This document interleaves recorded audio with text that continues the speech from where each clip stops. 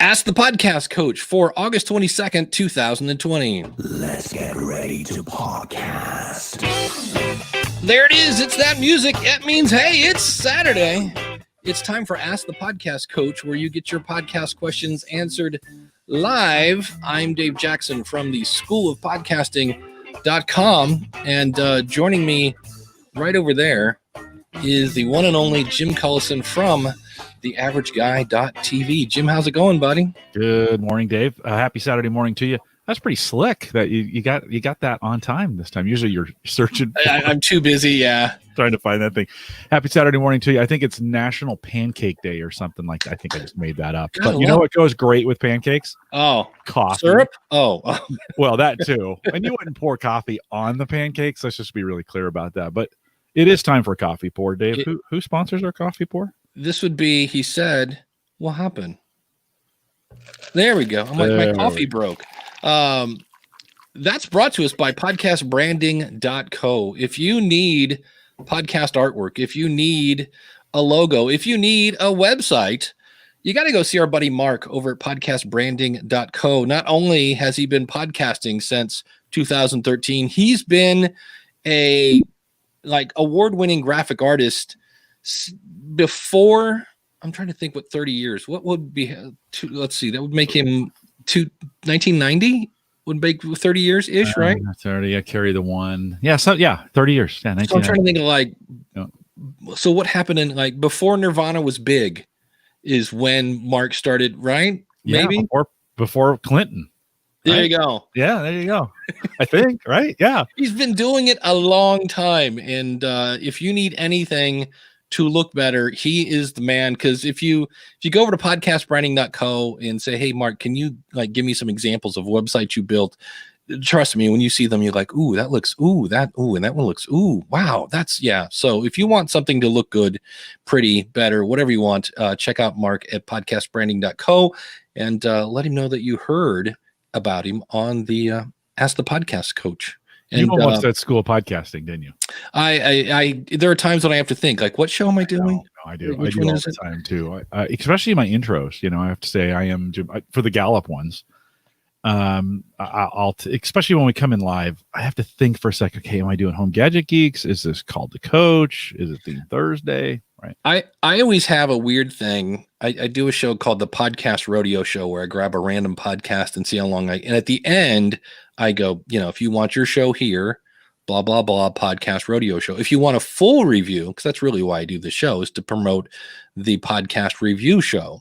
So I've just said, go to Podcast Rodeo Show. If you want a short one, go to Podcast Review Show. If you want a full review, I'm Dave Jackson from the School of Podcasting. Thanks for listening. And I'm like, man, that's way too confusing. There's 3 websites there. You're like, not sure what it is. But there are times when I'll be like, if you want this, go to what show is this? It can get confusing. Daniel's got a great idea for a new sponsored spot, and that is the syrup pour of the morning. So that means I would have to did they change things in Streamyard? Let me see if I can, all of a sudden things look different. If I go to, put Daniel's quote back up there. It looks different than it looked before. It used to take the whole bottom. Did you? I did. Okay. But it's I don't know where to.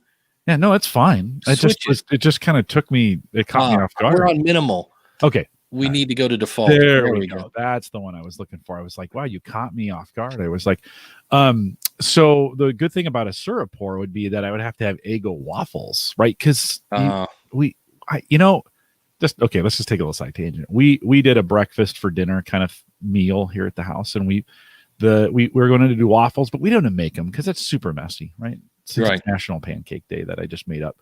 So we bought Eggo waffles. The Eggo waffles of 2020 are not the Eggo waffles that I remember from 1990. They're so much better. Really? Oh yeah, it was incredible. So maybe the other day, we had them for dinner, and I'm like, oh, I need to have these more often. And they've been sitting in the freezer. So I had Eggo waffles as a snack yesterday at work when I was for my 10 o'clock snack. They were delicious. So if you want to sponsor a syrup pour, I don't mind having the punishment of eating Eggo waffles every Saturday during the show. Did you know, educational purposes here, that waffles were invented, I believe, in Sweden, Okay. where they are a dessert. Yeah. It is not a breakfast food. Yeah. But or dinner with chicken. That's exactly. Also, that's another one. Somebody was like, "What's in the kitchen? What do we got left? We got chicken and waffles. Put them together." Yeah. Yeah. The other thing I always thought was, I thought you were ready to say they were worse, because have you had a Twinkie lately? Oh no, I won't go down that. Well, first of all, I think they're illegal in the United States. Like, I think somehow they got outlawed about 10 years ago. But no, I haven't. No.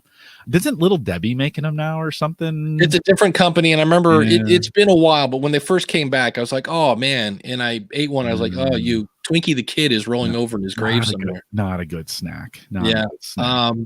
We have a question about. I got to play. I had to ship it back yesterday, and that's something. Just before I get into this, how did I get a P4? I have so many people like, "How did you get your hands on a P4?" Number one, I called. Did I tell this story yet here? No, I don't think so. I called Zoom, and that meant I had to sit on hold a long time. Thank you, COVID, because there's half the staff there or whatever. Guy calls up, and I said, "Hey, can I talk to somebody in your marketing department?" And he said, "Can I ask like who's calling?" And I'm like, "I'm Dave Jackson from the School of Podcasting." And he's like, "What's this about?" And I'm like, "Oh, well, I have your target audience. I teach people, podcasting." Blah, blah, blah, big numbers, yada, yada, yada. And they said, "Well, we will pass along your information to the marketing people," which was cool, because I hung up the phone, and within about 5 minutes, I had a thing from their marketing people going, "Hey, understand you want one of those to play with." Nice. And he said, "How?" Because you contact the marketing team. If I'd said, "Let me talk to someone in sales," they would have tried to sell me one. And so the marketing guy's job is to get the word out. So I contacted him. He sent me one, but he's like, what's the quickest you can turn around and have this back? He goes, "Because we don't have any," was his original thing. He goes, "Hey, I found one. How quick?" And I said, 3 days. I said, "If you get it to me on like Monday, I will ship it back on Wednesday," kind of thing. Because I thought one day to kind of look at it, one day to record a video, and then one day to get out and then do that. So my 3 days was up, and I wanted to make sure I kept my word. Same thing. I got to ship I have the Zoom ZDM1 dynamic microphone that the 3 days for that is today. So when we get done here today, I'm going to run over and ship it. But Bangs had a question about it. And what it is, the Podtrack P4, it's a 4-track recorder, USB interface with a few little pads on it. It's kind of a Hindenburg Journalist Lite. And the biggest difference is there is no processing. So all the noise gating, all the big bottom, oral exciter, compressor, things like that, which oddly enough right now I do not have turned on because I just did a mic shootout with these things. So none of that. No processing. The Rodecaster records in 48 kilohertz 24-bit. This is 44.1, 16. The Podtrack P, the Zoom, I'm just going to say Zoom and Rode. Zoom has 4 inputs, and you configure those to be 4 microphones, 3 microphones and a phone, 2 microphones and a phone and a USB. It's like you have 2 channels at the end that can either be a microphone, a USB, or the phone. And I plugged in my phone. It was a piece of cake, and called my brother, my poor brother. He's like, "Hey, what's up?" And I'm like, I just need you to talk and let me know if you can hear me. He's like, "Oh, I thought you missed me." And I'm like, not really, but I just plug my phone into it. So it's pretty sweet. The biggest difference is the Rode is $600. This is $200. And the other thing that I liked, it is 1/4 the size of the Rodecaster. It's the size of a checkbook. And so Bangs was saying here, at some point, can you cover the P4 and what the TRRS and UASB in disconnects and what gets recorded to SD over USB? No, it was USB. I'm not sure I understand. Like USB is like Jim. Jim is one channel. Yeah, what gets recorded? Does the TRRS get recorded in separate USB channels? Are they separate? Are they together? Yeah, and what it does is, let me share my screen here real quick. Client recordings. is you get a mix down. So you get, at first I didn't think you got a stereo mix down. I was like, oh, that's a bummer because not everybody wants that extra stuff. So let me kind of share my messy screen here. Screen one. Okay, so here is the folder that now has all my files for my video that I just made. But you have the recordings, but in here you can see where it's mic 1, mic 2, mic 4, phone, and sound pad. There you go. So you get whatever you have that set up to be is what you're going to get. So when you do a recording, it sets up that folder and then drops those in there. channels into those folders. Yeah. So if you want that flexibility, you can. If you Recording to the device, or does it record to the PC? Can do both. Okay. So you can basically, and it has, much like the Rodecaster, I can go in and turn on mix minus. And I was going to go, hey, can I keep this one more day? I wanted to use it today, but I was like, I don't want to push my luck. They've been good by shipping me stuff over there. But what if it's just USB and local mics? Yep. Then you could have 3 microphones and channel 4 would be your USB. And that's a single channel mono, single channel stereo. That's a good question. That I did not play with because everybody I was talking to was just a person. So I had a bunch of stuff going on your PC and you wanted to record that as well. It's going to come in as a single channel. Right? Yeah. It's not going to separate any of those out. Yeah. The USB might be stereo. Okay. I wouldn't be surprised. But here, let me go back to that thing. But it's, there are a couple things, like I was talking with Troy Heinrichs, and he was saying, does it have a marker on it like the H4 does and some of the other ones? And I looked through the manual and I didn't see one, because they have a thing where, that's the other thing. The Rodecaster has a touch screen. This has a menu system. Not that that's a deal breaker, but it's just, how is it so cheap? And Soundpad phone, I'm trying to see if I had one where I had USB, because I know I called John Buchanan, or is it just going to show phone? But so it doesn't have a marker. It doesn't have the processing. I'm trying to think what else. Again, I've never used this. The Rodecaster has 4 separate outputs for the headphones, which is, so does the Zoom. But the Rodecaster also has a stereo out. So I guess if I was using this live and wanted to run into a PA system, you could do that and have a mix of everything like that. So I don't see one here in $300 versus 600. Yeah, that's the big one. Yeah. And it's super easy. I can't find it. I'm looking through my files here to see if I could find one and see if it's stereo or mono or whatever. But so, and my only thing that I worried about was it's plastic. And it's a lot like if you remember the original H4, it's that kind of plastic. So not like brittle, but like, don't want to drop it too hard because that could be a problem.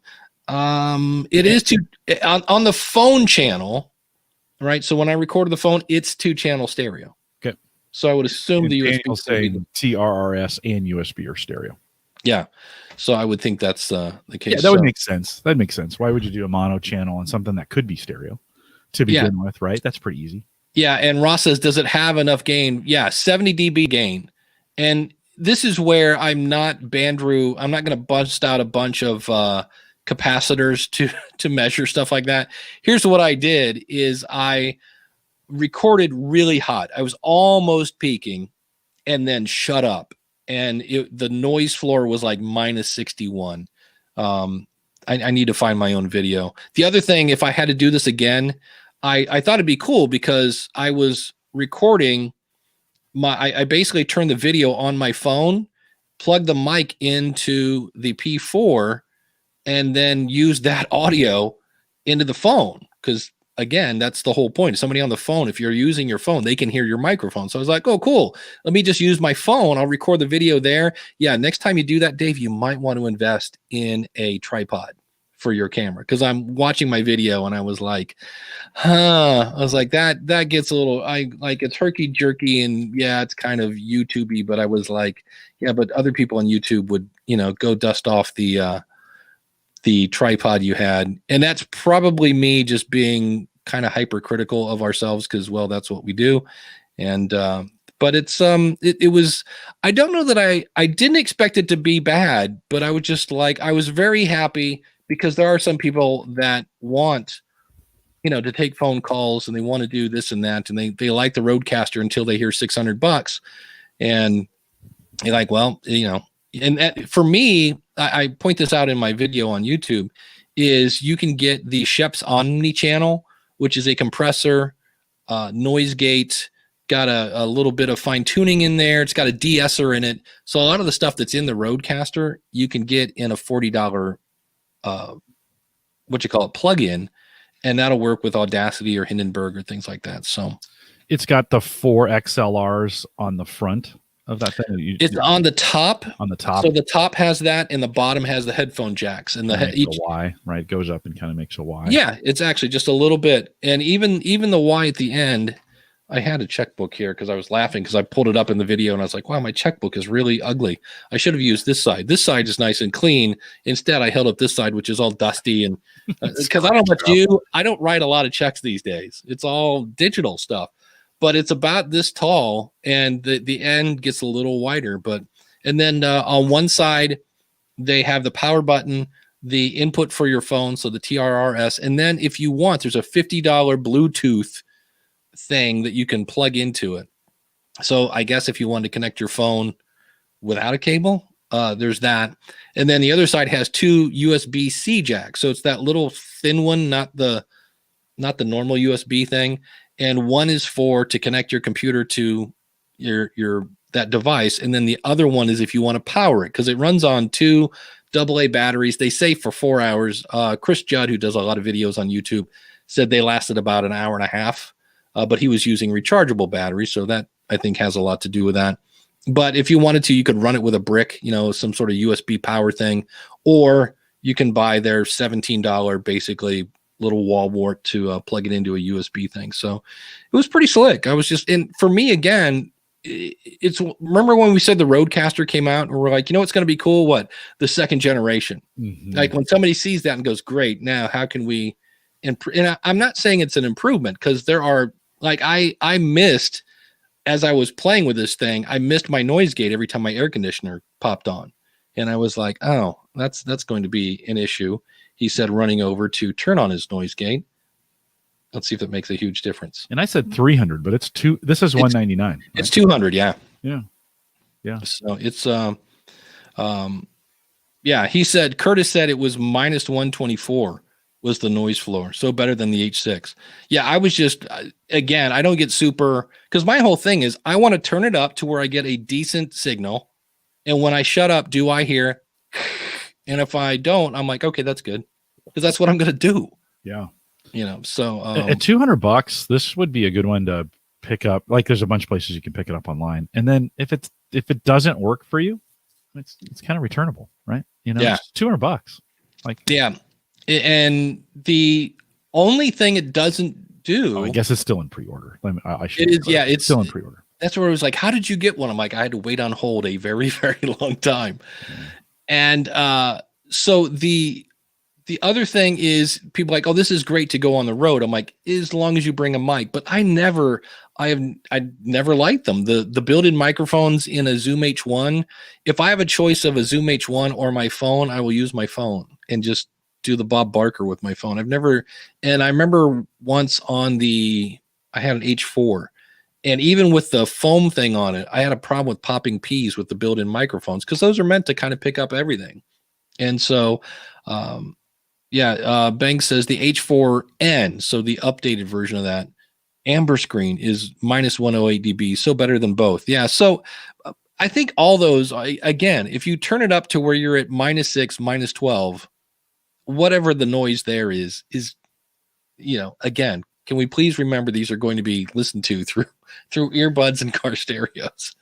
I know the original H4 people hated the what you call it, but if I was running a SM7B or something that needed a lot of gain, that would be an issue. So anyway, Kyle says the H4N, the built-in mics are noisy, even with a dead cat on it. Yeah, I never could have. So, but yeah, that was super nerdy. It was super nerdy. Yeah. Well, the other thing that I just found out this morning is I was kind of like, oh, there's no carrying case. Because when I got my H4, it came in this little plastic coffin. And it was kind of cool. It had a little foam on the bottom. You'd put it in there, close it over. Because again, that thing looked like a taser. It was kind of this weird thing. And I was kind of bummed that there was no like little coffin for it. But what Zoom did, if you go to zoomcorp.com and go to accessories, they just made these generic little cases for their cameras, for their recorders, for all this stuff. They have a small one and a big one. And it's like, so if you want one for your H6, buy the small one. And they show different configurations of these things. And I was like, well, that was pretty cool, because if you think about it, if you made one specifically for, this thing, and then 3 years from now, you come out with a new Podtrack P4 Plus, and it's a different shape. Well, you got a warehouse, a pallet and a half of old cases that nobody's going to buy. So this way, they're just all kind of universal. They're filled with foam, and you can go ahead and choose what you want. And there you go. Yeah, the SCU 20 and the SCU 40, little plastic coffins for your lovely accessory. Don't call them that, Dave. But it's fun, and of course now that'll come out, and then Rode will come out with something, and then there's always Tascam will come out with something, and we'll nerd out about all of them. So if you have a question, feel free to come over to askthepodcastcoach.com/join. And that's where you can jump in. We are on Facebook today, just because I found out there's a thing in, we use StreamYard. If you go to schoolofpodcasting.com/StreamYard, that if you put a message in when it goes to Facebook, at the top, it says, hey, if you want to leave a comment for us, you have to go to, I think it's StreamYard.com/Facebook, and grant them permission. And then you can actually do that. So, but anyway, the best way to do it is in YouTube. Just to be honest. Just go to schoolofpodcasting.com. Not a fan of the Facebook thing. Yeah. What minimum set of show elements do you recommend podcasters create in advance of an audio video show versus pure audio? Do you get the question, Jim? Because I don't know David. I don't know what you mean by show elements. Yeah. I don't know. So give us some clarification. It's a good question. While he's doing that, let's talk a little bit about this. So let me start with what I think he's trying to ask. When you're doing audio only, like there's a kind of certain things you can, actually what happens a lot of times is when we do video first, we end up shortchanging our audio listeners, because we assume like you and I are talking together and you're like, yeah, see, like this, it's there. You see that? Like, okay, that doesn't translate to audio. And so I think it's harder to do a pure audio show, because you have to be very, very descriptive in all that you're doing. So if you're like me and you're creating your audio based on video, like we do here, we're video first on Ask the Podcast Coach. That gets stripped out. Dave makes an audio version of it. I think it's harder on the audio audience to listen to a video show than the other way around. Dave, if you and I were doing this, we weren't seeing each other, we would have to explain things, because we weren't seeing each other. We get lazy on the production of it, because we can, right? I mean, so David, give us some clarification in there. I know we've got overlays, we got Kyle on deck coming Kyle, up. hang on 1 second here. Overlays, logos, intros. I don't know if on the video side of things, I don't make, this is where I'm weird. When I do video, I make it for the audio, and I don't worry about all the stuff that goes along with it. You can do as much or as little as you want. Just kind of depends on how much time you want to spend and how complex you want it to be. Yeah. So if you want to put a lot of elements in there, you can. If you don't want, you don't have to. Ask your audience. You could. There's no rules.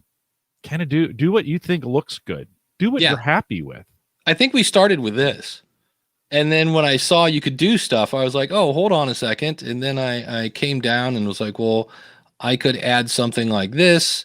And if I wanted to, somewhere in here, there's another logo I could throw up there, et cetera, et cetera. And it was just like, And then as I started having things with Patreon, I started doing things where I could show the different Patreons across the bottom. And it was just like, oh, this is cool. Let's do that. But we started off with nothing. I don't think some of the stuff existed when we first started. So no, they've gotten more in there. I just don't think you have to do what you want to do with it. That would be the the key. Do That's what it. you feel proud in doing, right? It's Yeah. I don't know that I would let the branding and stuff like stop me. No, we don't use any of it on the Gallup side. And I Yeah. should, but I don't. It's black. I use the black screen. We bring in the comments from time to time, but I don't use scrollers. I don't have a background. That just makes it more complicated. It also dates it sometimes. That's a good point. So this background wouldn't date it. And you got the episode number in there, which is nice. I do like that episode number in there because it's easy. Then when you hit the video, it's easy to tell. All right. We got Kyle hanging in the back. We do. Ladies and gentlemen. Yes, it is. The one, the only, His Majesty, the King Merchant of Dirt. Except this isn't Kyle Bondo. No, this is Kyle Wilcox, not Kyle Bondo. All right. Well, I'm sorry. You got. I was still. Nonetheless, but those were nice compliments. It's still Dave. Kyle. You know him, you love him. Don't be fooled by cheap imitations. What's going on, Hello? Kyle? Hey, Kyle. How are you? Can you hear me? Yeah. You're a little Okay. far away, but it's okay. I am basically I was setting this up. It's my new camera, Mevo Start, and I thought I would just jump in and test it out, see how it works, see if you guys can hear me, see how the video quality is and the audio quality and all that kind of stuff. So the video is great. The audio is very much. What do you think of my audio? I'm a mile away from the camera, kind of a mile away from I would get a little closer to it and maybe point it down. Hey, put the box up. Hello? Put the box. There we go. And then we're getting a little feedback, from From the speakers. through the speakers and such. But why, Kyle? Why did you go? Why do you have this? What are you doing there? well, I'm probably gonna basically webcams are sold out, so this is one of the only options at this point. What's the specs on that camera? So it's 1080p. I'm wireless on a battery right now. So, and I'm actually using what they call NDI HX to send it wirelessly to NDI virtual input on my laptop. And then, then it just shows up as a webcam in my computer. So it's completely wireless and battery powered right now. I can do. And we're all having a stroke. So that's the Mevo Start. Is that what you have there? So that's still a pretty expensive camera. Yeah. I got it for my school. I mean, we'll probably use it more for like live streaming and like sports, volleyball games, stuff like that, for basketball for the kids at school. But like I said, like the webcam I would normally buy is like a Logitech Brio, which is like, 180. And this was 400 before education discounts kicked in, but it's a pretty expensive webcam. Why 400? Like, what justifies a $400 price tag on that thing? Battery and Wi-Fi right off the bat, okay. And I could go live, directly from the camera too, without having to even have a computer if I wanted to.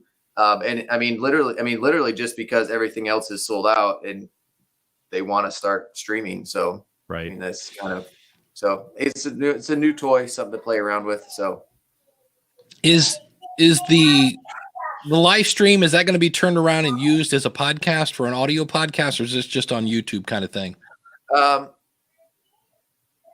At this point, it wouldn't be on a podcast for that specific use case. But like anything I buy for like that side of stuff, I can also use in my multimedia and video production classes. So the students could use it in their classes in addition to the extracurricular activities. So we could produce audio, video, anything like that. So interesting.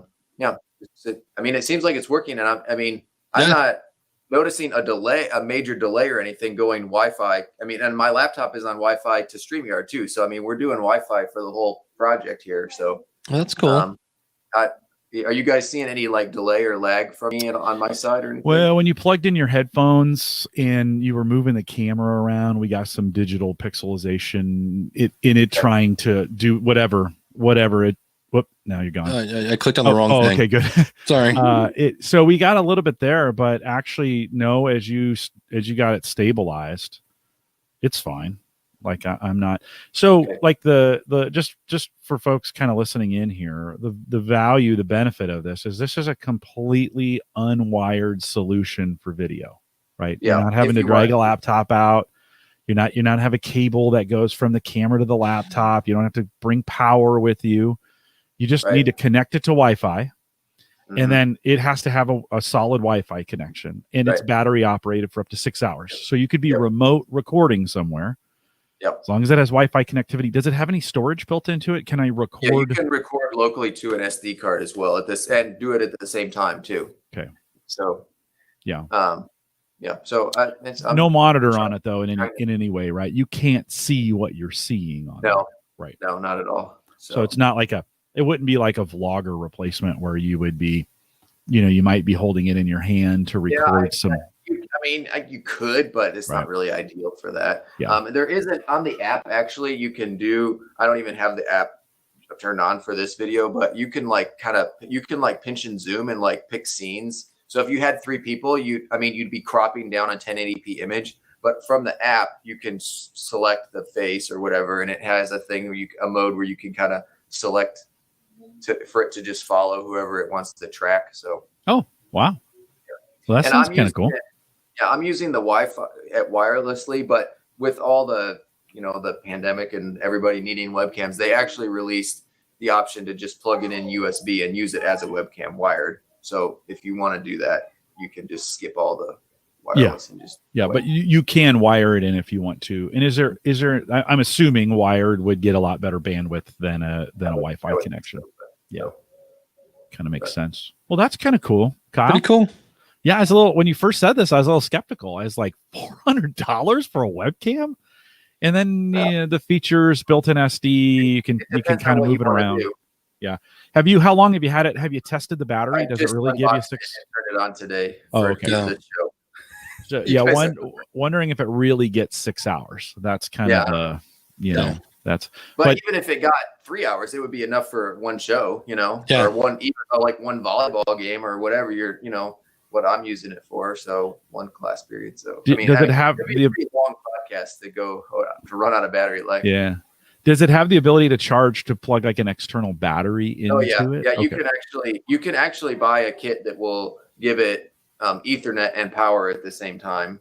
If you want it. Yeah, and they also sell a quick charger and for $20, which isn't there's the quick, that's the plug for it if you want to do it that way, right? But I'm assuming you can just plug that into kind of any normal. Maybe it won't be as quick, but they have a floor stand you can buy for it as well as a table stand. So not to those the $79 table stands maybe a little pricey.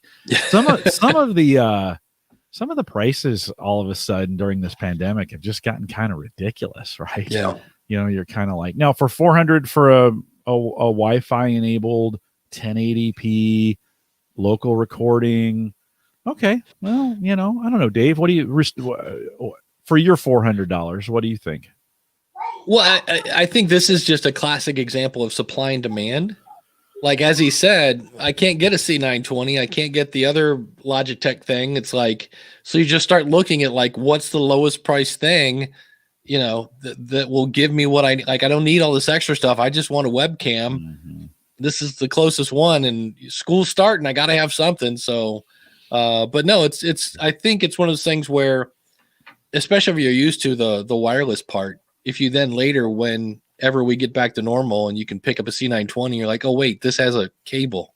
It might be one of those where you're like, I'm not used to that. So, but it looks great. So, is my audio quality still pretty low compared to what you guys are used to? You sound like every guest on the Tonight Show. You're coming in. You're coming in off the. Does it have an external mic jack on it? Yeah, it does. Okay. I think it does. I'm seeing a power. Hey, Dave, throw my screen up there really quick again. So I'm seeing a power. Can I hover over that? No, it doesn't. There we go. So I'm seeing the power button here. Is that the mic jack? Okay. And actually, the other thing we've been using at school, like I bought a bunch of them, is the Rode Wireless Go. And so you could pop one of those in there and then have it clipped to your shirt and walk around and just be. That would be much better. That would be good. Do you have one of those? Not with me. I have 12 of them at school. Oh, shoot. And you don't have one at home for testing? Well, I usually do, but I forgot to bring it home this weekend. Shoot, I'd have you drop off and come back in on that one because I've been skeptical of those goes. Those have been fantastic. We love those things. Well, I was just listening to Mark Maron, and he was interviewing Macaulay Culkin's brother. I'm sure he loves that. I can't remember what his actual name is. He plays Roman on this HBO show, and Mark is sounding great, on his computer, and this guy could not have been further away from a microphone. I was just like, come on, run that through RX-7, throw some deverb on that. Give me a break. But Kyle, for a call, for like a regular call, the sound's just fine. Yeah, like I was if you were going to make a Zoom call or whatever, it'd be just family, friends. It'd be just fine. Yeah, I wouldn't do a podcast with it, but it'd be just fine. Yeah. So awesome. Cool. Kyle, thanks for jumping in here, man. And showing this is super cool. Hey, by the way, this may be a Home Gadget Geeks thing. So maybe we should have you on talk about this with the Wireless Go and some of the new stuff you're using in school. That may be since school has started again, that may be a cool thing to do with you. So I'll reach out to you and we'll figure something out. Okay. All right, Kyle. Thanks, Kyle. Thanks, time, man. Jim, are you thirsty? I am, man. I need a coffee break. Do we have something to do with the coffee break? We do have something to do with the coffee break. We always like to thank our awesome supporters. And if I click on that, yes, there we go. If you're looking for some discounted one-on-one consulting, simply go over to askthepodcastcoach.com/awesome. That's an option there. But we always thank our $20 supporters. And we're talking about awesome people like Carl White at lifeinthecarolinaspodcast.com, Glenn the Geek Hebert at horseradionetwork.com, Josh Liston over at tipsoftheslung.com, where he's a new kind of spiritual leader, Kim Craggy at toastmasters101.net, Shane at spybrary.com, Ed Sullivan at soniccupcake.com. So if you're looking for an audio editor, go check out Ed. Max Trescott up in the air at aviationnewstalk.com. Greg at debtshepherd.com. So if things are getting a little tight here in the world of COVID with finances, you might want to go talk to Greg.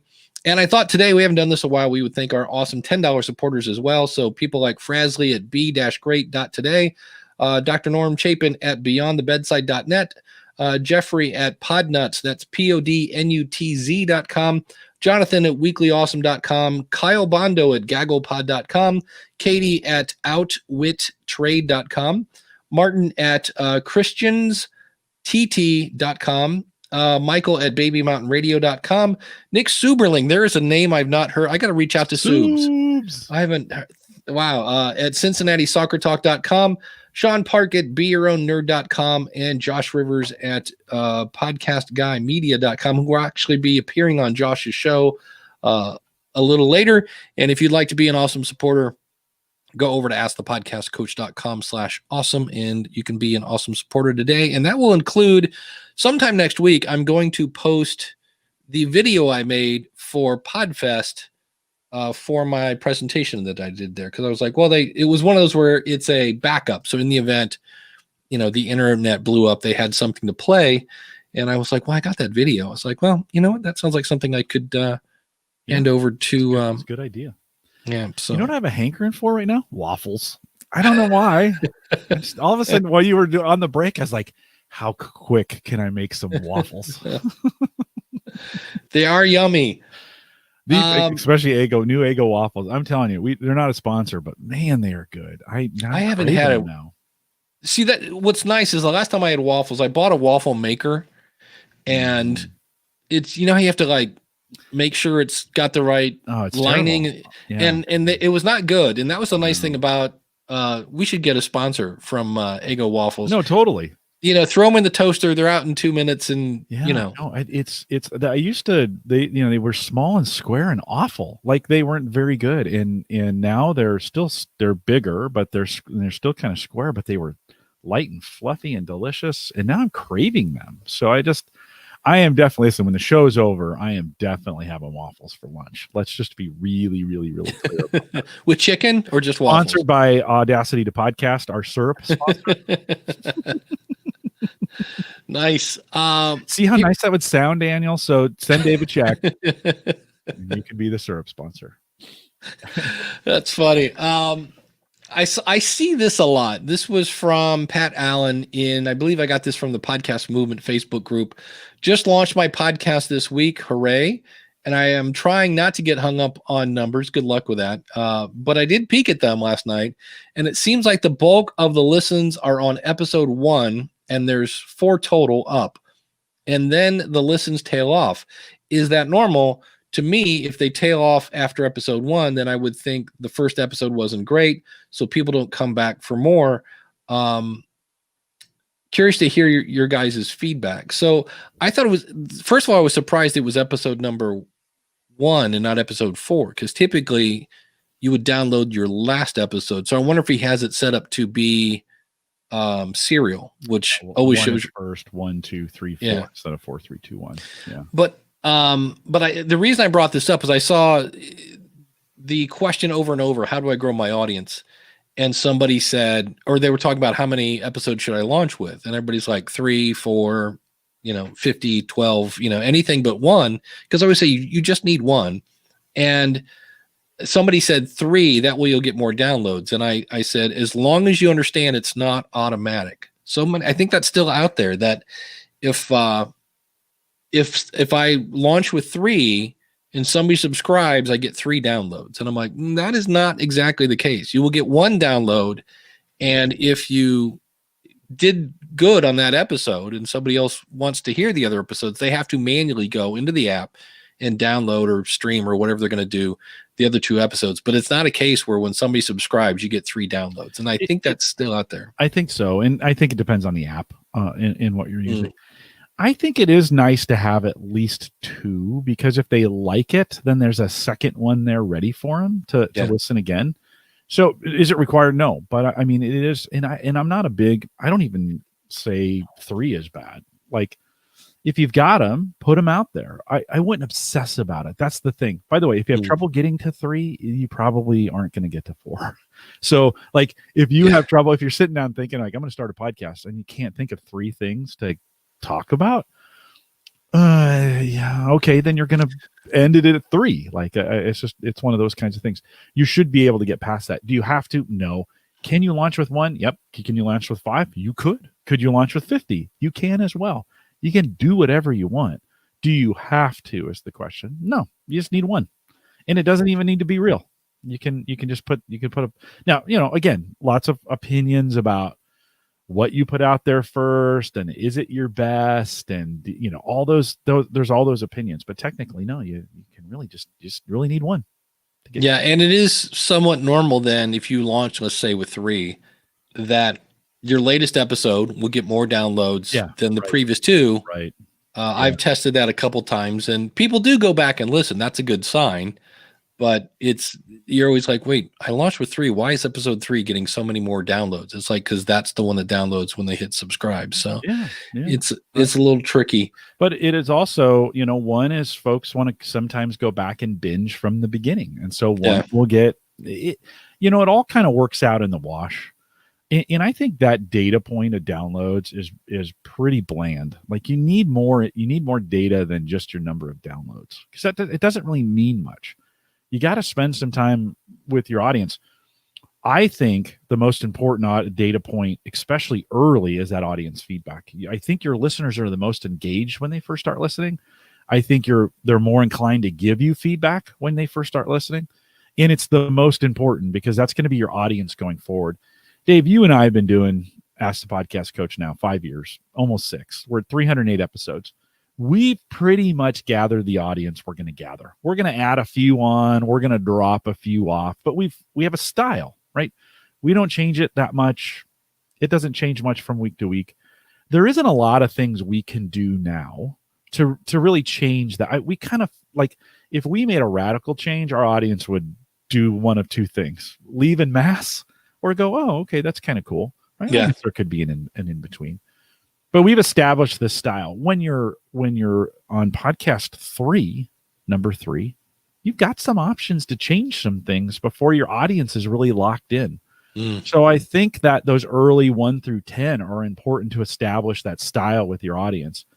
And you need to be jonesing for as much feedback as you can get in those early days, as opposed to, not that you stop listening when the podcast is older, but your audience is going to tell you what you want to hear because they stayed around because they like you, right? You don't really get the good feedback. 1 through 10 is really where you get it.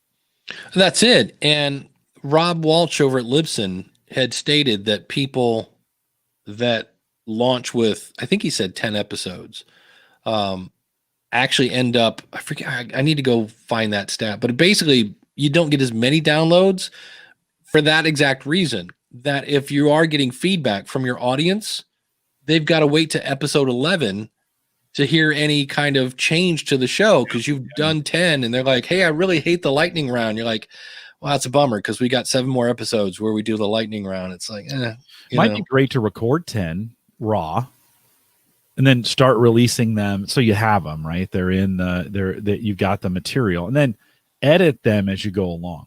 So you start to learn how to edit better. You take feedback from it. You get an opportunity to influence those. So don't record them all, edit them all, have them all ready, but maybe have a couple ready, and then edit the other ones as you go. That way you're not under pressure to record. That's the hard part. Well, some would say editing's the hard part, but yeah. Ross says if it's your first podcast, you should be focusing on getting good and or fine tuning your single digit episodes, not worrying about downloads. Yeah, it is. It's one of those things where, again, I always draw it back to the days of being a musician. When we first started the band, our whole thing was, can we actually start a song and get to the ending without turning into a train wreck?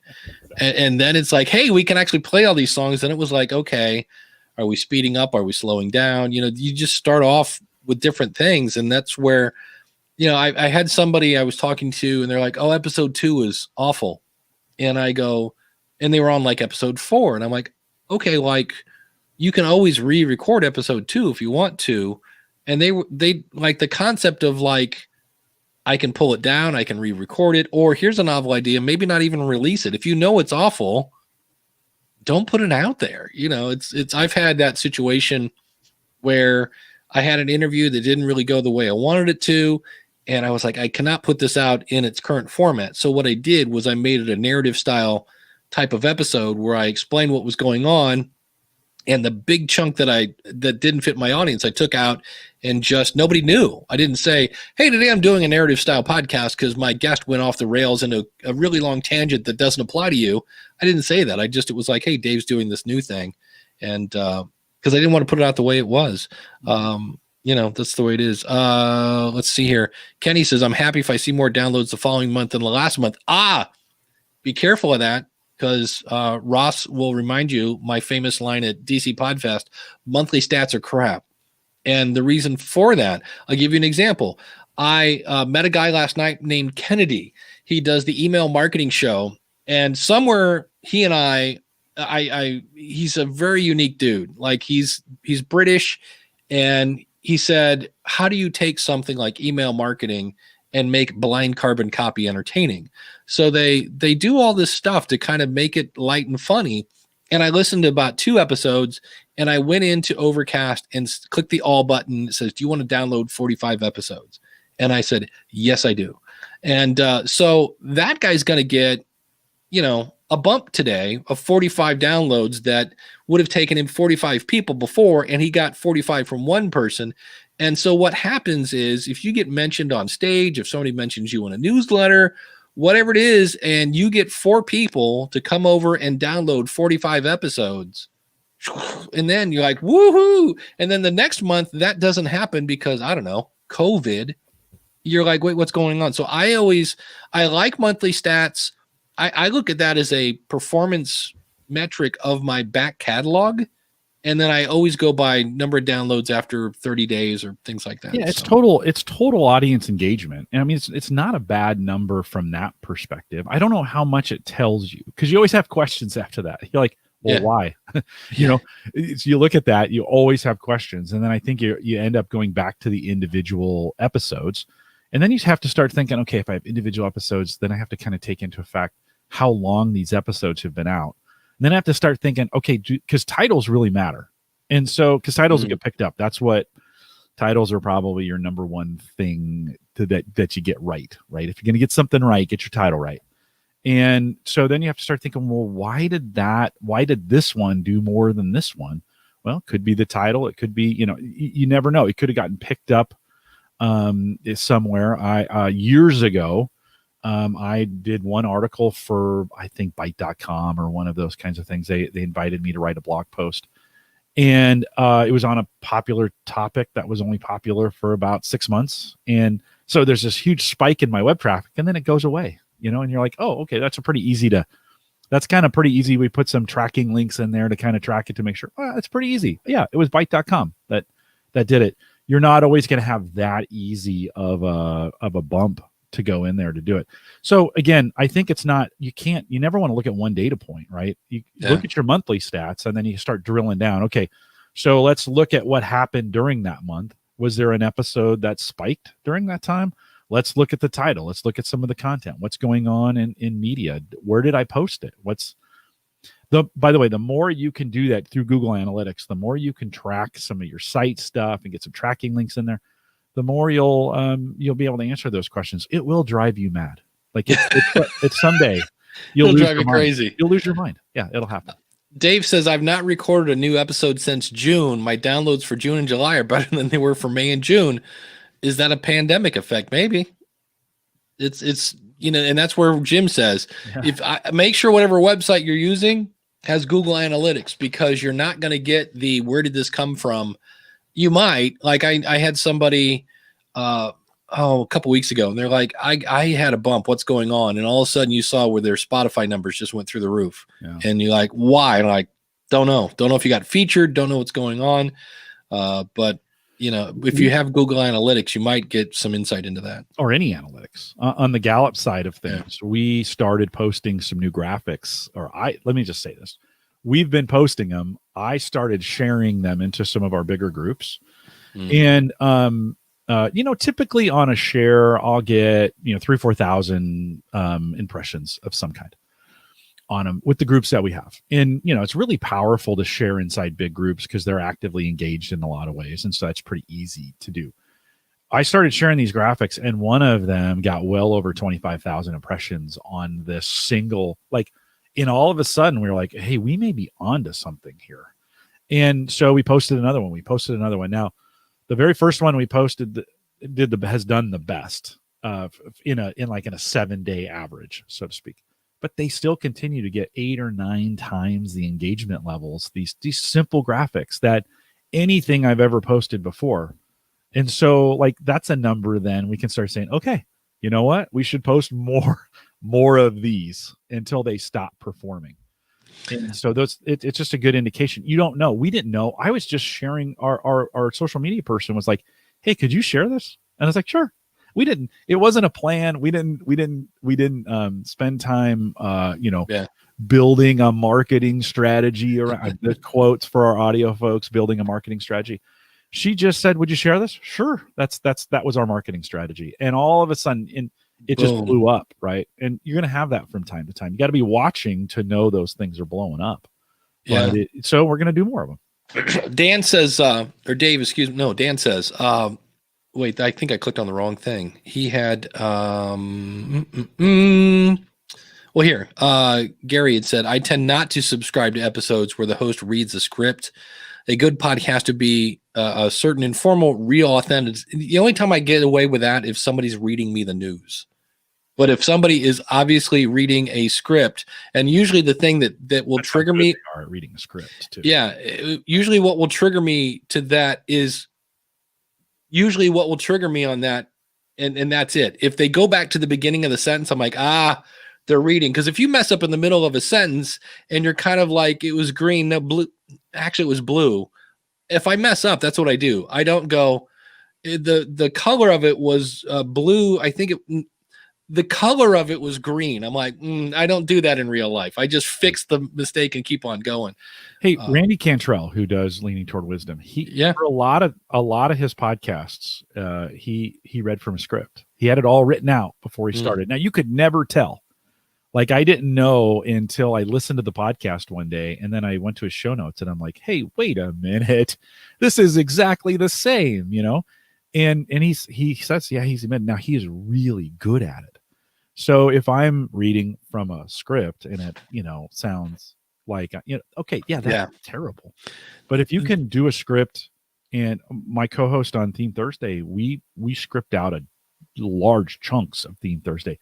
You would never be able to tell. She's so good at what she does. So I think it's not reading from a script that's the problem. It sounds like you're reading from a script. That's it. Yeah. And Randy did a great job of writing like he talks, not worrying about grammar and things like that. The first time I got to record the feed with Elsie and Rob, and they pull up the Google Doc, and there's the whole thing written out. And I was like, what? And it was like, Dave says something here, but the rest, you know, and Rob would even put in like he would write in an because it was because that's what he was going to say.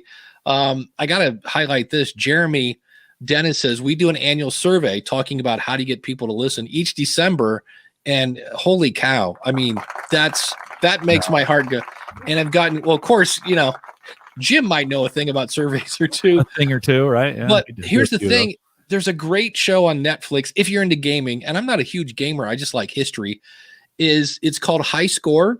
And they go over the history of video games. And, you know, one of the things that led to Sega beating Nintendo is the guy they needed to come up with they needed to like knock off Mario. And so they're trying to figure out what new, what would that be? Mascot. And so this guy's like, okay, we need to attract an American audience. So this guy comes to New York, goes to Central Park, sits on a picnic table and draws 3 characters. One's a human, one's Sonic the Hedgehog, and one's this other person. And as people walk by, he was like, hey, which one of these do you like? And seriously, he's like, this is my target audience. These are Americans. And that's how they picked Sonic the Hedgehog. And I was like, what a novel idea. Ask your audience, which one of these do you like better? It's super powerful. Kyle Wilcox, who was on earlier here just a few minutes ago. He's a listener for Home Gadget Geeks. And I don't know, maybe last year, 2019, was that like 100 years ago? I did an audience survey, and I said, hey, just give me some feedback, some general feedback on what you like about the show, what you don't like about the show. And Kyle said, I don't know what you're saying in your intro. Like the music's too loud, and you're saying it too fast. And, I'll say here on Home Gadget Geeks, we cover all the favorite tech gadgets that find their way into your home. News, reviews, product updates, and conversation, all for the average tech guy. That's my intro, right? That's the way I say it. But the music was so loud, he couldn't understand any of it. And I went back and listened to it, and I'm like, yeah, you're kind of right. And I didn't think anybody cared, just to be honest. But Kyle did. And so I went back in, edited my music so it would drop lower in that first 17 and a half seconds. Yeah, I timed it because I wanted to know what it was. And now you can hear the news, reviews, product updates, and conversation, which is the pillars of the podcast. Like, you have, what are the three, you guys just talked about this on Podcasters Roundtable, but the 3 pillars: plan. What's the middle one? Because your head's in the way. Plan, launch, and grow. Right? Yeah. Those are the 3 pillars of what you do in school podcasting. We are news, reviews, product updates, and conversation. And so it was really important. I got that feedback from Kyle, and I made a change. And he was like, "Oh yeah, that's great. That's cool." Because it's just funny. He's like, "I never knew what you were saying."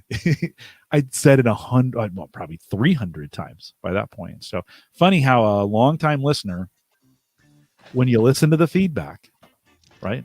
That's it. And are we done? Yeah. I always joke. Jim's like, I'm being played off.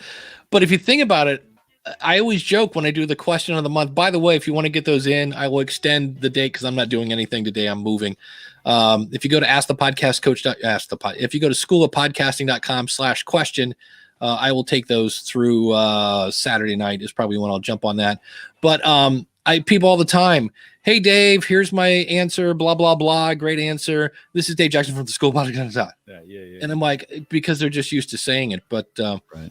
Anywho, Jim, what's coming up on the averageguy.tv? Yeah, we talked all about thermal cooling for PCs. If you want a super nerdy PC conversation, this is the one that you want. And so if your computer's constantly shutting off because it's getting too hot, you might want to listen to it as well. So the averageguy.tv, it'll be posted a little bit later today.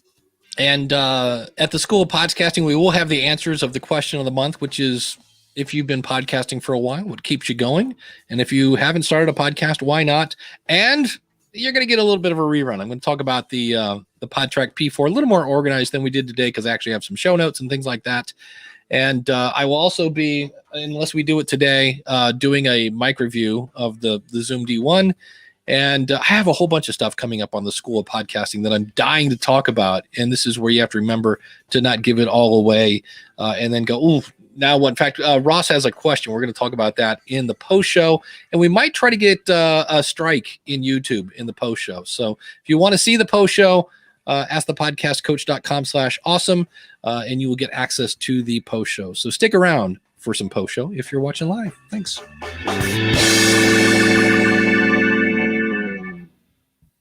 But yeah, Ross has this great question. I did not pause long enough there. I'm going to hate myself later for that, but that's all right. I made the mistake of not having a release day and time, and I now have 10 to 12 recorded weekly live shows to publish as podcasts to get caught up. So he has 12 in the can, basically. Would you release them all at once per day? Or, I would say, number one, are they evergreen? And then number two, what do you want your release date to be? Because now you've got an easy way to set one. Jim, what am I missing? Because my whole thing is, if you put them out, it's like I say, all at once. Yeah, that's going to be one you go, oh, yeah. Now what am I doing for next week? Yeah, It depends on your audience and who's listening, but I don't think the average podcast would want to release 10 at once, and I don't know if I do one a day. I don't even think most people aren't checking their feeds or listening to them that often. I might leak it out every 3 days or 4 until it's done and you're caught up. That way it'll take a little bit longer, but I'm just kind of thinking about the average podcast listener.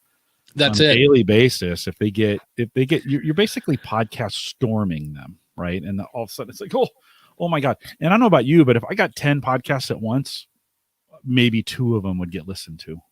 That's it. There's a show I listened to called Podcast School with Eric Sue and the other guy.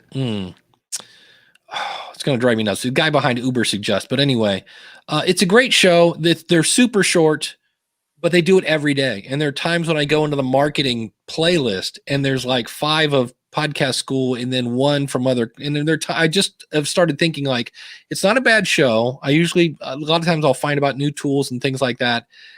But there's a part of me, it's like I'm feeling a little fed with a fire hose kind of thing. Even though they're short, I'm just like, there's 7 episodes. I'm going to list all those. So I just subscribed to a tech show on YouTube. I think it's called Tech Meme or something like that. And it's daily. They're short, but it fills up. They do like tech news has been really. I mean, there's been a lot of news with Uber and Lyft and some of those things going on the tech side. There's been a lot of news to cover. They're only 3 minutes, but it starts filling up my list of things to watch on YouTube, and it actually de-incents me. Is that a word? To watch them. I don't. I kind of like. I don't know. That's just me. For some folks, they love that, but I'm having trouble keeping up. They do 3 or 4 in a day, and I'm in a day. They're short. They're like 3-minute news items, right? And maybe it's just not the way I watch my YouTube. Maybe I need to figure out how to get them on my smart speaker for the news, the morning thing. I forget what it's called. The daily briefing. Yeah. Flash briefing. Yeah. Yeah. So it'd be better. It may be better played there and not on YouTube. So you got to kind of figure that out. But it's like, what would you want as a listener, the podcaster, to do?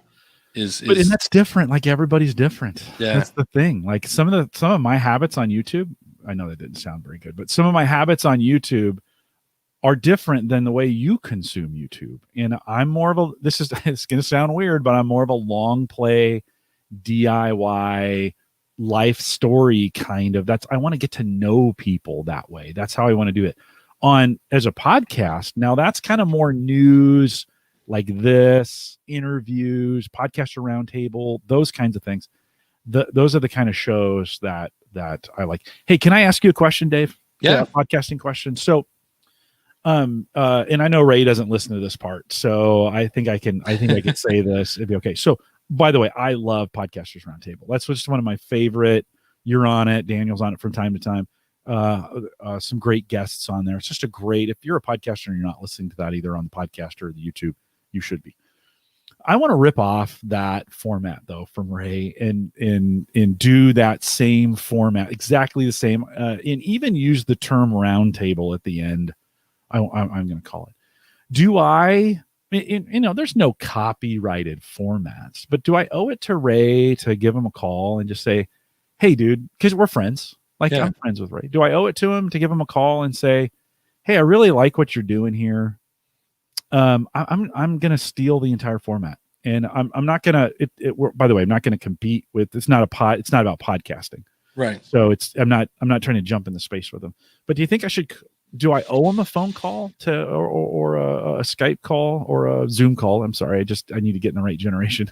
Did you see, I went through like 60 years of technology. I said phone, then Skype, Zoom. Do you think as a podcaster, do I owe it to him to clear that and just kind of not clear it, but just give him the courtesy to be like, hey, you've inspired me. I want to do something very similar. Yeah, because you're not really asking for permission because you don't need it.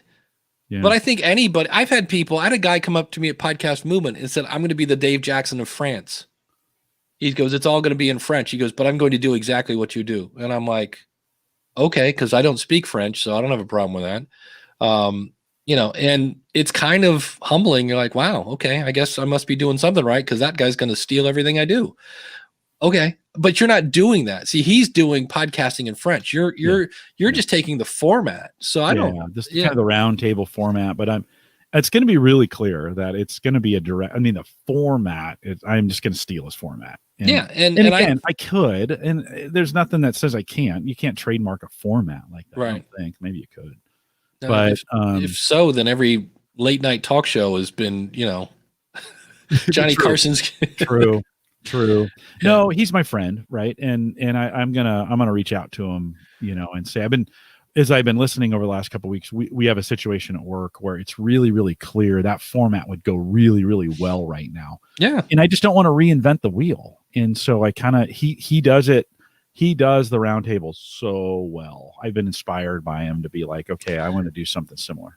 Last night's episode, I just thought I don't know why, I just thought it was cool. It's about engagement. And what was really cool about it, and it takes the panel to realize this, is Ray's good at, if somebody hasn't passed the ball to somebody, he will make sure to get them involved. But last night, we were doing a really good job of paying attention of, wait, Kennedy hasn't said anything yet, blah, blah, blah. And then, Kennedy would be like, what do you think, Stephanie? That whole 9 yards. So it was cool. And then Ray's just kind of chiming in. Ray is the person that actually doesn't get to talk much on that show. He chimes in a little, but it's usually he'll wrap up a concept and then pass it to somebody else. So he's a really good host there. So yeah, I think he'd appreciate it. Just a tip of the hat. Hey, you've inspired me to. Yeah, I'll give him a ring. Yeah, but you know him, you love him. Don't be fooled by cheap imitations. The one, the only, Mr. Naughty Bits has nice. Get the buzzer ready, Dave. You did say you wanted the YouTube strike, right? Well, that was if I was thinking of playing a video. You always give us a YouTube strike. We were actually going to do something different to do that. Absolutely, Jim. Yeah. Jim, one thing, trade dress is another thing that you have to be concerned about when you copy a format. Okay. You should reach out to Ray, get a handshake agreement. If you remember way back in the day, Leo Laporte with Twit reached out to Twitter and got a handshake agreement, and then Twitter turned around and sued him later because Leo predated the use of Twit and such in the audio format, and then Twitter went in with, what was it, Vine at the time? Yeah. And then there was legal machinations after that. No, so it's a good consideration, and I think it's a good question to ask when I'm blatantly. I mean, I'm just gonna structure it a lot, or I want to. Let's just put it this way: I want to, and so I'll just give them. I'll have a conversation with them to kind of say, "Hey, I'm doing this. You okay with this?" And just make sure he's okay. You can't stop all things from happening, right? In a lot of cases, but I think it's a good idea to let him know. Well, if you can prevent a potential lawsuit because Ray had a bad day, Right. then everything's better. Oh, right on. And I don't expect any problems with it. But if you could prevent it, it's a phone call or a Skype call or a telegram or whatever it is. Yeah. Smoke signals. Yeah. Well, hey, what do they say? Imitation is the sincerest form of flattery, or something like that. Isn't that a saying? And so, smart people copy, geniuses steal. I believe that was Steve Jobs. Yes, indeed. And we may even have David out in the chat room says he's like what we're doing here. You've inspired me. I'm just gonna steal your format. So there you go. I'm flattered, I guess. Yeah. Good stuff. Bangs, what do you got for us? I have a question for Dave. I really want to get a couple of things nailed down on the P4 because people keep asking me. I do not have specific answers to specific questions. If you have a USB person coming in through Streamyard, Skype, whatever, how many mics are live with USB? 3. Because it's like where the Roadcaster, you can have 4 mics and then USB and a phone and a Bluetooth. Yeah, but you've got 14 channels there. Yeah, so with stereo. Yeah, with P4 you've got 4 plus the stereo mixed down. Yeah. And the pads. The pads are on their own channel? The pads are on their own channel. Nobody had mentioned that I recall. Yeah. That's good to know. Yeah. So 3 people plus a remote guest of some vintage is all good on that. Yep. Is there a line out on it? No. That's where that's the other thing where if you had 4 people, you would have somebody splitting their headphone. You're taking a little headphone splitter and running that out and hope that, run that into camera or some such. You have headphones out? 4. They're 4, but if you got 4 people in the room with you, there's no other out. That's it. So, but you can run one of those into an amplifier, and that's what I said. You want to do it that way? Yeah, that's another way. Actually, sure. Yeah. The amplifier is built in, so you could crank it up. But if you needed more than 4, you could also amplify the amplifier. Mm-hmm. Yeah, you could take one of those, run it into an amplifier. Now you got 7 headphone outs to play with. And the USB recording is always stereo. Is that correct? That's it. It's 2 in, 2 out when it comes to USB. Okay. And you can't record the USB in on the USB out because it's doing a mix minus. Right. Although you can turn that off. You can turn the mix minus off. Yeah. Excellent. You have answered every question I've had. Yay. Yeah, I'm dying to get one. This is one I think I will have in my back pocket just to play with. Because like I said, for me, it's not expensive. I'm going to be recommending these things for the next 2 years. I can just feel it. Well, get one first, Bangs. Like you need to make sure you got one first and you've killed it before you recommend it, right? Absolutely. Yeah. SupportthisShow.com/P4, I think is my link. Bangs, where are you gonna buy it from? Probably B&H. I think that's what I have set Have up they right posted now. pre-orders for it yet there? Yeah. Yes, and it's listed as mid-October availability. Okay. Oh, So, I'm pretty sure it's a pre-order and not just an announcement. Yeah, it's that all the sites I saw were pre-order at this point. Yeah, I think so. I just thought it was going to be September and not October. So okay, that's what I heard was September. And don't use that link because that's not right. So it must be Zoom P4 maybe. Let's see, support. Oh, you've got a affiliate. I got a link. Yeah, this show. Super good. Zoom P4 maybe. Banks, are you gonna pre-order it and so you have it as quick as possible? It depends. I've got $600 in taxes that the county treasurer wants me to pay up this month that I wasn't expecting to have to pay up. Yeah. So it's a question of what gets shorted, and it might be the P4 budget. Now you should short food before you short the P4. Yeah, food's overrated. You don't really need it. I've got a box of ramen. That'll last me a while. All right, that's all I had. All right, Banks. Thanks a lot. Thanks, man. Good talking to you. I really should have the link for this. I thought I had one. I really thought I made one. I was like, Make one now as we I'm go along. searching my links here. I don't get that excited about that P4. I mean, I'm glad you guys are, but I don't. It's just that's for me for right now. I don't know. Maybe because there's so much going on in that space right now. Just not for me. Not so. If you're not as excited about it, if you're out there like, why are they making such a big deal about it? You're on my side. Thank you very much, Dave. This week, while you're making that, I found it. It's supporttheshow.com Zoom P4, which I thought is what I said something different, but in theory, I put that here, and let me double check that. Survey says, takes you new item coming soon. Okay, yeah, because I don't think it's even listed on Amazon. October 2020, if this year ever ends. Yeah, this is a year that ever ends. Dave, this week I was I have I'm working from home, and I have some of my equipment here plus the laptop, and this week I was working on some pretty intense processes where I was staring at the screen for hours at a time, much like podcasters do when they're editing, right? You just kind of staring at the screen. And I'd kind of cranked down or up. I'd tried to get maximum resolutions on my screen so I could get as much in them as possible. So when I was setting them up down here and I setting, that makes your fonts really small and all the words really small, right? Because I wanted maximum use of the ability of the screens for various reasons, for certain things that I do. But in this case in particular, I was doing a lot of writing and kind of editing that way. Not as handy, actually.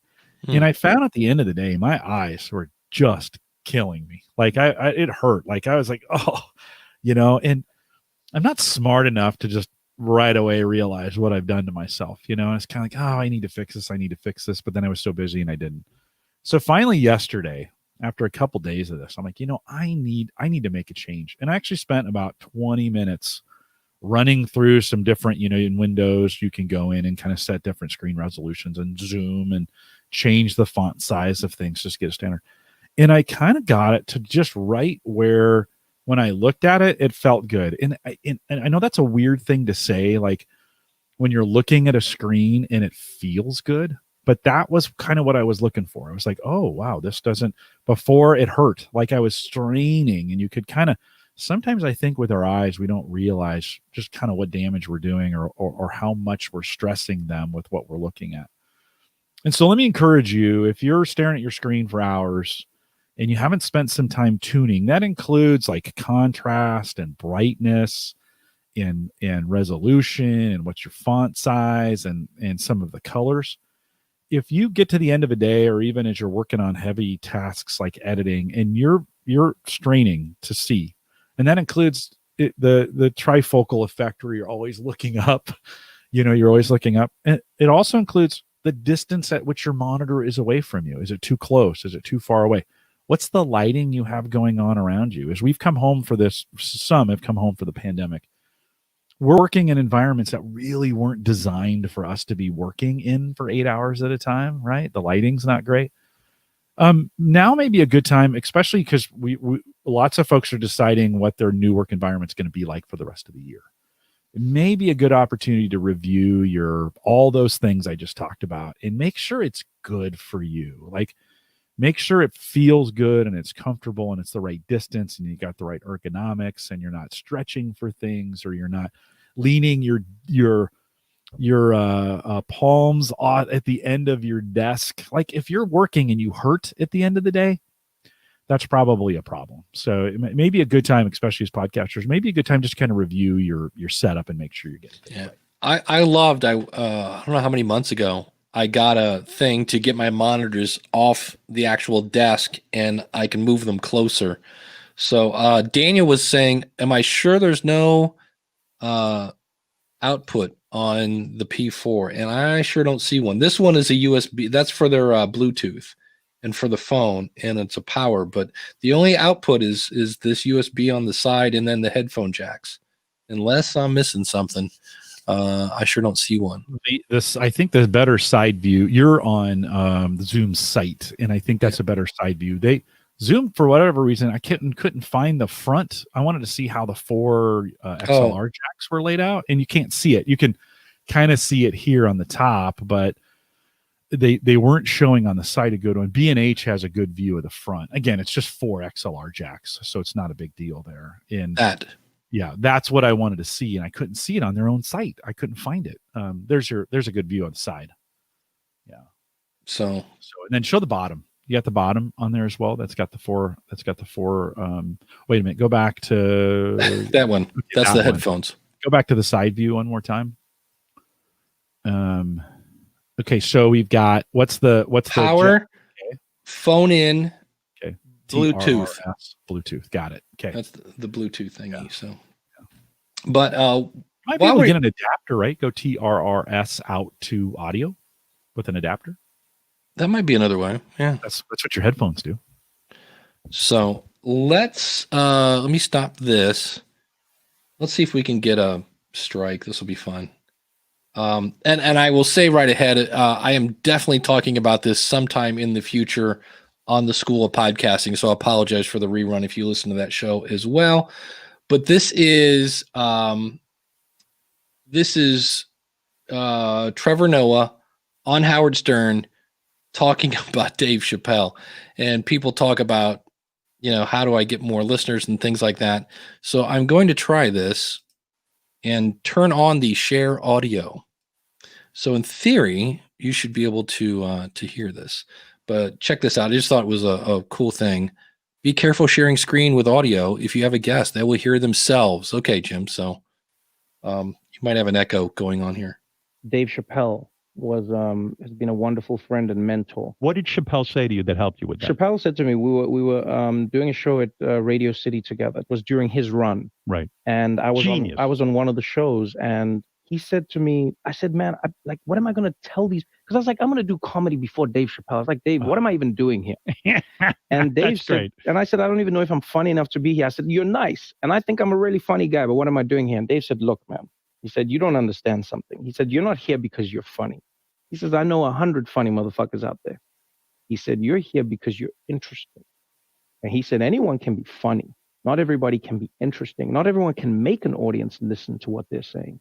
Not everyone has a wealth of life experience that makes people want to know what they have in their minds. And so that changed my perspective on silence. And so now, if I can hear that an audience is listening, I'm engaged. Well, that is a great piece of advice, not only for comics, but for Oh, crap. We weren't done. Oh, well. Good advice. We now have to mark this explicit. I'm going to say, as soon as I got to, I was like, oh, that's right. The audio version I have of this, I bleeped that out. And I was like, and I was going to try to hit the mute button. And I was like, but I just thought it was cool. It's like, look, anybody can be funny. It's more to be interesting.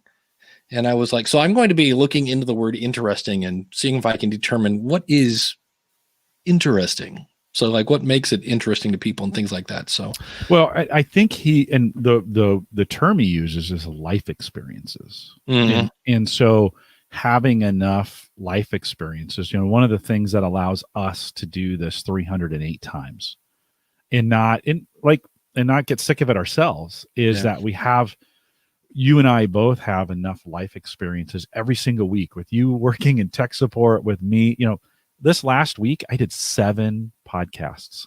This last week, 7 days. Like for the average podcaster, they're thinking, "Oh my God! Like, how do you have time?" Well, one, it's my job, right?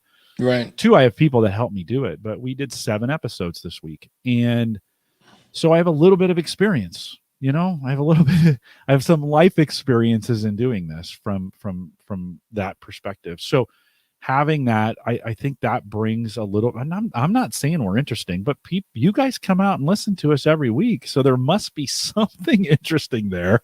Maybe it's a chat room. Maybe it's a chat room that's interesting and not us, but could be. Yeah. But the other thing you mentioned doing I did 3 podcasts in one day. Oh yeah. And the whole hey, just binge record. That's a whole new skill, because it was 3 interviews.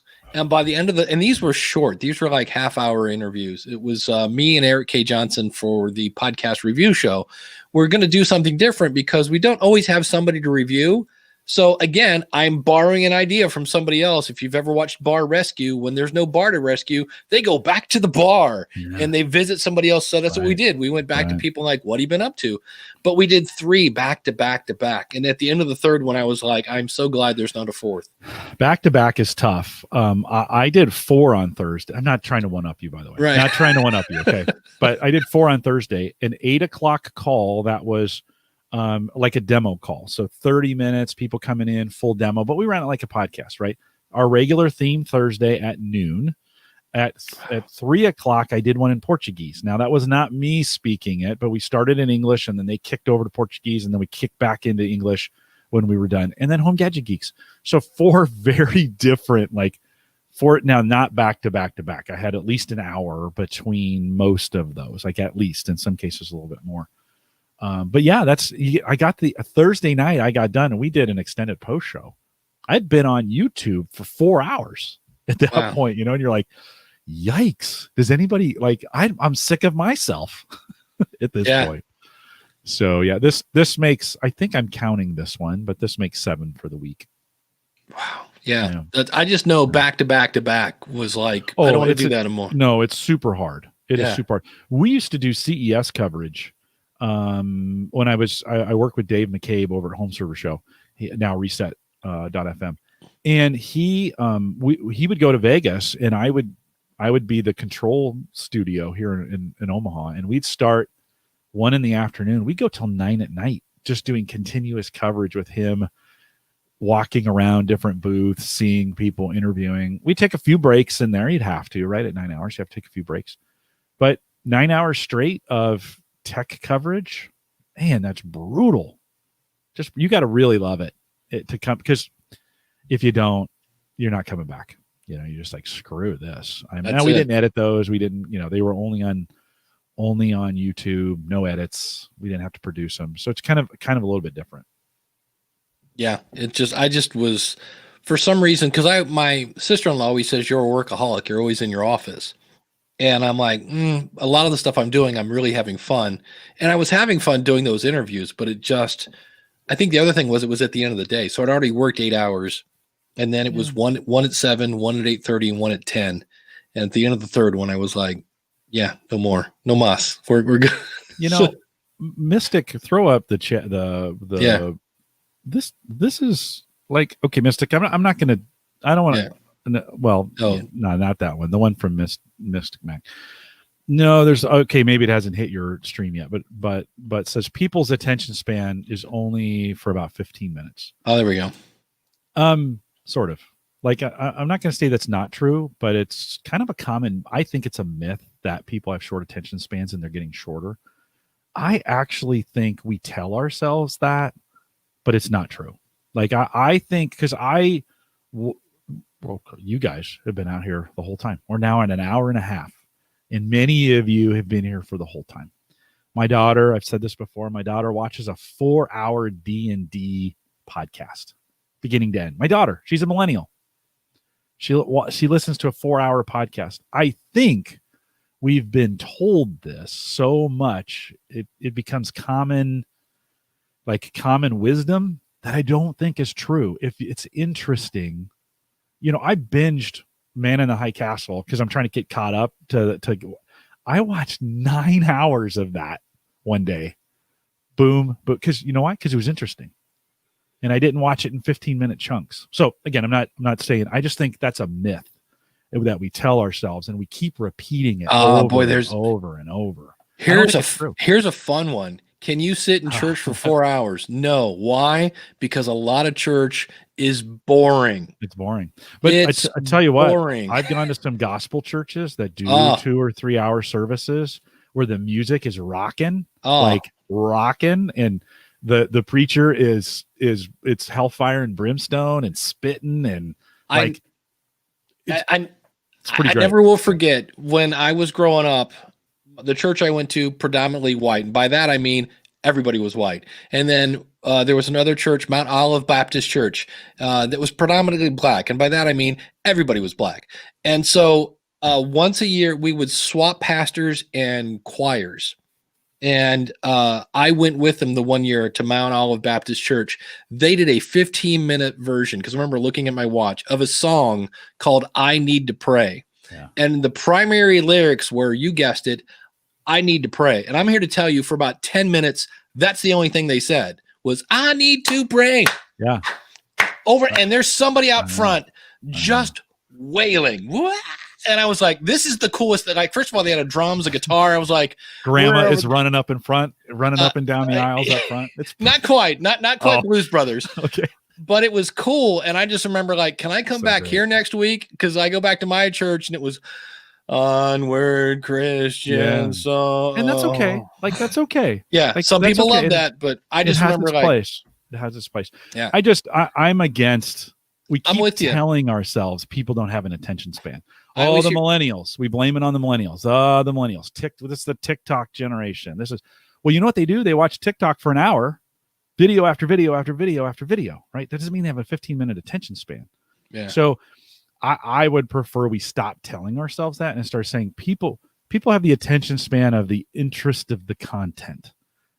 They'll listen as long as it's interesting. And, Dan says, I think the key to attention span is it doesn't take us long to realize if we want to stay. That's the key. I listened to a show. They hired me for a private review. I'm not making this up. It took them 20 minutes to get to the introduction of the show. They think they're Joe Rogan. And I started it off, and literally the guy, it was like they just had music for the sake of nothing, and it was literally like this. It was like, you couldn't hear them. And finally they faded out and you could hear them. And then the guy's like, I don't know what episode it is. Is it 44, 43, 20? I don't know. I don't know what's going on. And I was like, and I just said, if I was listening to this right now, I would stop. Yeah. I said, not because I have a short attention span, because you've just proven you have no idea what's coming. And I said, I don't know what the name of the show is. I don't know what it's about. And the thing that really, really, I was like, wait, what? When they introduced the show at 20 minutes, then they did a little, and at 40 minutes, they say, is there anything else on your list? And I'm like, wait a minute, you knew what you were going to talk about? And you're just now at 40 minutes into a 2-hour podcast going to let me know what we're going to talk. I was just like, no. I don't think that's a generational thing. And I don't think it's new. Like, I think if in the first 2 minutes, it doesn't take 15. Oh, I knew. In the first 2 minutes, you're out. Like, I don't even think today we give it that long from that perspective. But I think I just rally a little bit against that idea that people can only listen to 15 minutes. It has to be. YouTubers are shamed into this idea that it's 11 minutes. That's all you get. If you don't create 11-minute episodes or under 10, nobody will listen. And I don't think that's true. And I hear where we have the attention span of a goldfish. Yeah. I want to go. This is one of those things where we need, unfortunately, because I don't even want to bring up the phrase fake news because that triggers people. But I think we need to start asking, like, what's your source on that? Like, there was a thing on James Cridlin. There was a study on podcasting. No, it was a study done. It wasn't James Cridlin, but it turned out that the study was like, they asked like 10 random people that weren't even the target audience. Yeah. But because a big college had mentioned that study, people grouped it together that big college did a study. And it's like, no, they didn't. And I think we need to kind of start going back some more and going, hey, what's the source on that? I'm not saying you're not right, but like, can I check your sources? Because that's, anyway. Well, I don't think we have shorter attention spans. I think we have better options. And so, like, right, I think it's one of those things where I'm kind of thinking like, hey, I don't have to sit through this anymore. So I don't. Like, if it used to be we had fewer options, and now that's a really good point. Yeah. Have you ever heard I got to keep it work safe. You ever heard Chris Rock talk about that? Well, you already dropped the F-bomb. Yeah, well, that's going to get blurped out, yeah. But Chris Rock talks about Congress and how all these old congressmen are getting approached, shall we say. And he's like, people think it's, and he's like, look, he goes, it's because they have options. He goes, there's some 90-year-old guy in his, rocker at home is not having some hottie like, hey, can I do this for you? It's like, He's like, they have options. And I think that's a big point. It's just have because we more. know that there's plenty of content out there. So why would I, it was the hardest thing. I had to listen to 2 hours of this guy's podcast. And the whole time I'm like, is it over yet? Is it? They did 15 minutes on, are we ever going to get our dogs to meet? And I was like, you guys have the curse of knowledge. I go, you guys both know each other, and this conversation means something to you because of your history. As a new listener, I was like, I was bored out of my gourd. So yeah. We don't have to. We can go to our curated lists, or we can go back to the things that we really enjoy. I can binge on 9 hours of Man in the High Castle. That's it. Really, really am interested in like that show. Yeah. And and there's even some slow, like I watch a YouTuber DIY guy who every morning just takes his camera as he's feeding his animals. He just talks as he's feeding his animals. That's not particularly exciting for most people. I watch it. I don't know why. I like, his name is Al. I like this guy. I like Al. I like hearing what he says. And it's kind of the first thing in the morning video that I put up, and I kind of listen in the background. It's what I like, not for everybody, but it's what I like. So, I mean, I think once you find that thing, you found it. Yeah, Dave has a good point. Jen Briney over at Congressional Dish, whether you agree with her or not, she always cites her sources. And she actually says, if you can prove me wrong, please do, because this is what I'm basing my information on. So if you've got additional information, please let me know. We could all do a better job of that. I think sometimes we quote things. We do a pretty good job, I think, when we're quoting the Infinite Dial, or when it's coming from NPR or some of those kinds of things. But some of that conventional wisdom that people quote, it would be good to know. And I think, anyways, we'll leave it at that. Anyway, so awesome. Good show today, guys. Yeah, Appreciate tons it. of fun. Thanks for coming out, Banks. And Kyle, thanks for joining us. Do we have anybody else? Banks, Kyle? It was just those two, right? Okay, so thanks for those guys coming. There's my attention span. I have so short, I can't even remember who was on the show. Who was on the show. I'm going to go have some waffles. I don't know about you, but that's all I've been thinking about for the last 90 minutes, freaking waffles. All right, man. We'll see you guys next week. Have a good weekend. Take care. Bye. Bye-bye.